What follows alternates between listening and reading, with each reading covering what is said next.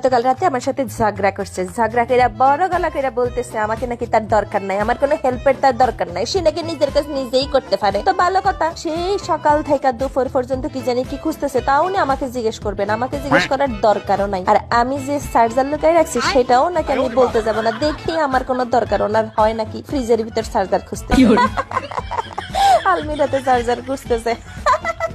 খুঁজো খুঁজো খুঁজো।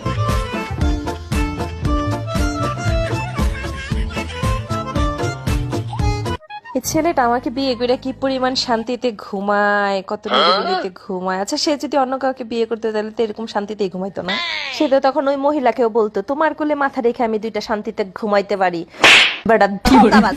কিসে কিসে কিসে দুঃস্বপ্ন দেখছো? আরে দিনে দুপুরে গেল যে দুঃস্বপ্ন দেখো, আমি আসি তো পাশে, আমি আসি আসি আসি। শো শো শো, দুঃস্বপ্ন দেখছো? না না কিছু না, দুঃস্বপ্ন দেখছো। ये सब क्या देखना पड़ रहा है? अच्छा है मैं अंधा हूँ। আজকাল রুটিগুলো এরকম মোটা মোটা হয়ে যাচ্ছে, এগুলো কি খাওয়া যায়, ঢুকানো যায় মুখে? ও আচ্ছা, আমার রুটি ঢুকাইতে অনেক কষ্ট হয় না? আর বাইরে যে এত বড় হাঁ করে বার্গার খাও, এত মোটা মোটা বার্গার, সেগুলো ঢুকাই কেমনে? गजब बेइज्जती है।